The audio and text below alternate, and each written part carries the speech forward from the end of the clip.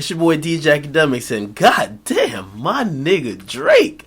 Man, fuck the lavender scented candles. Man, fuck the lavender eye contacts. Fuck trying to surfboard in the tub. Fuck the bubble bath. And fuck all the rose petals that's lined in the tub that Drake was in. Cuffing season's now officially over. Get that nigga Heartbreak Drake out of here. We got the real Drizzy Drake back in this motherfucker, and he's now talking reckless. Drake did an interview with Rolling Stones, and he's back on his talking shit game. He actually even took some shots at Kanye West and Fabolous. Now, let me read the quote what he said. And also, you guys can check the description for the link to the direct article, because some of you guys be thinking I be telling DuckTales when I'm giving these stories. Nah, these shits is real facts. So check the description. You could get the link and you can go see exactly what I'm talking about, because it's true. And he's criticizing the album Yeezus. And remember, did I tell you guys Yeezus was garbage? And look at my nigga Drake coming in like a nigga who's jumping through your window, stealing your Jordans in the middle of the night. He comes in and confirms it. He says, and I quote, "There was some real questionable bars on Yeezus. Like that Swag Healy line? Come on, man. Not even Fabolous would say some shit like that." End quote. Now, whoa. Y'all hear that? Y'all hear that? I think that was Ether. Yes. Not for Kanye, but for Fabolous. Shitted on Fabolous like he was a whack rapper and he was the encyclopedia for whack lines and bum-ass lyrics. Now, let's get to Kanye first. Kanye, I told you, Yeezus was whack. There's a lot of Yeezus defenders. Yo, that shit was next level, next generation. It's going over you simple niggas' minds. Get the fuck on out of here.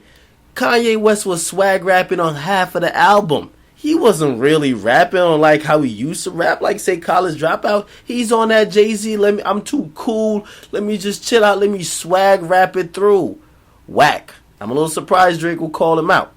Cause number one, I think Drake should be quiet about that shit, especially when there's a nigga in your own camp who's making a lot of struggle lines and a lot of struggle bars and you haven't talked about him. Talk about niggas in your own camp before you start pointing the finger. I said the same thing to Struggle T when he tried to diss Lil Wayne when he had Kanye spitting some whack shit and making a whack album. If you're gonna be Drake, call out Lil Wayne for having lines like "real G's moving silence like lasagna," even though I like that line, but still.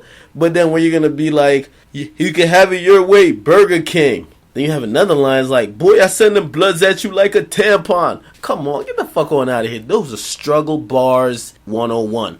Disgusting. Kanye had a lot of struggle bars on Yeezus.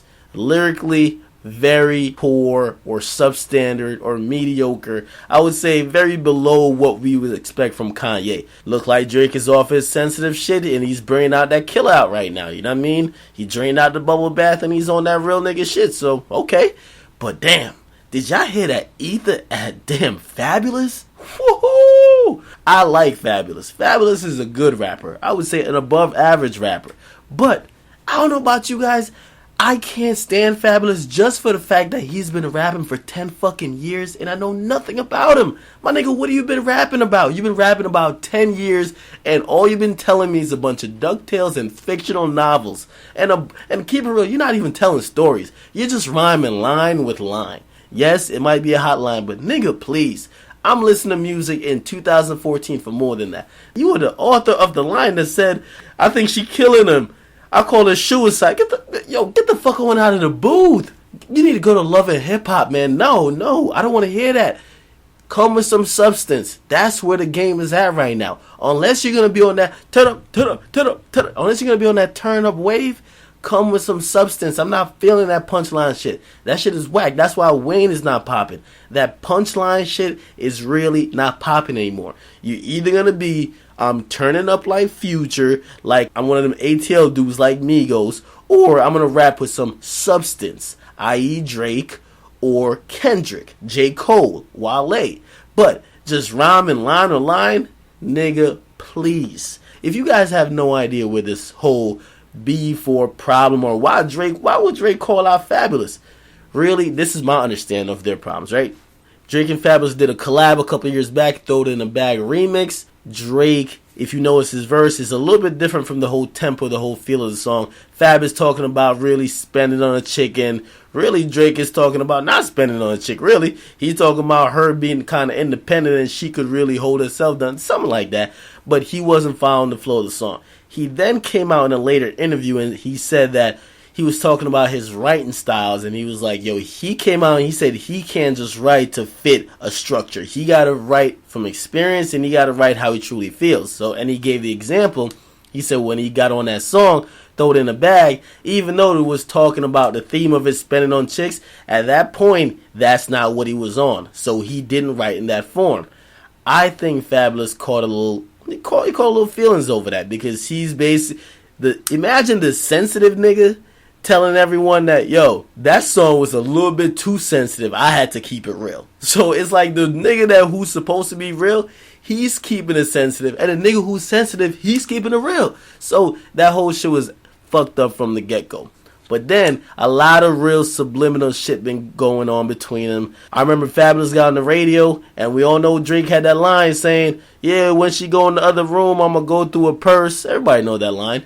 But then Fabolous said that's some real sucker shit. He's like, yo, anybody would do that. That's a real sucker shit. Obviously, throwing a little jab at Drake. And everybody hears everything. And it's been a little bit back and forth going on until Drake said, you know what? Let me just shit on this nigga in the Rolling Stones interview. It's fucking fabulous. Or some people call him flabulous.